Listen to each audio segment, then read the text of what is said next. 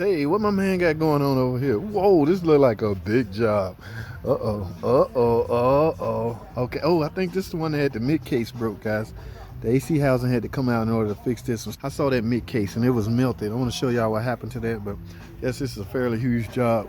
Dash panel, instrument cluster panel had to come out. All right, so which means you got to drain the AC. Pretty huge job, but there's nothing this young fella can't handle. Look at the tools he's using, guys. He went got him some good tools and everything. So, but fairly, it's pretty complicated, guys.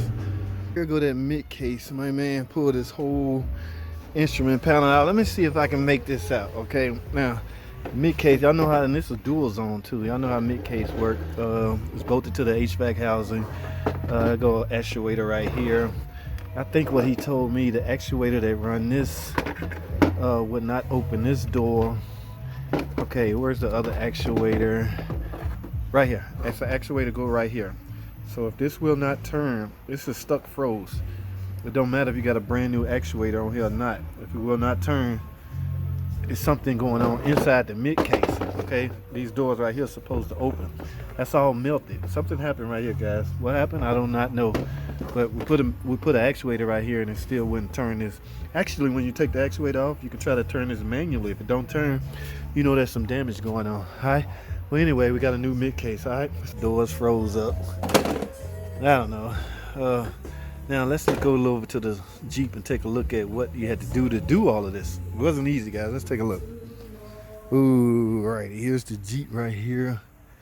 Whew. It's just under the hood. My man got some new tools. This is the young guy too. Up and coming technician. All right. Yes, he's already getting his hand wet with this heavy stuff, guys. I don't know how many of you guys ever did evaporator coil, but this is what it entails. The instrument panel has to come out. A lot of stuff had to come out. All right, there go the actuator that we replaced first. Doesn't matter. Remember, guys, if the door would not open or if the door jam, it doesn't matter if you got a new actuator or not.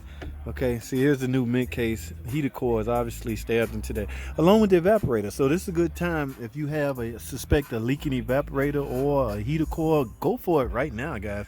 This is the best time to do it. Okay, you do not want to have to take this all back out. All right, so I don't want to bore y'all with this video. I just want to show y'all the hectic situation my man is in, but there's nothing he can't handle. All right, so that's all I have, man. It's just a quick little video.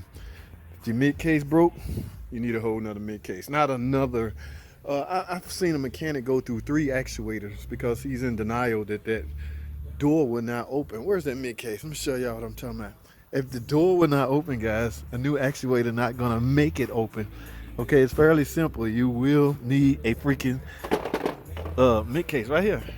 Yeah, like I showed you on the short. All right, now this is some good actuators. I'm gonna hang on to this. This is trash, so I'm gonna hang on to a couple of these actuators so I have for spare. Y'all know how I do. But anyway, guys, that's all I have. I don't want these videos to be long. All right, so that's all I have. Thanks for watching.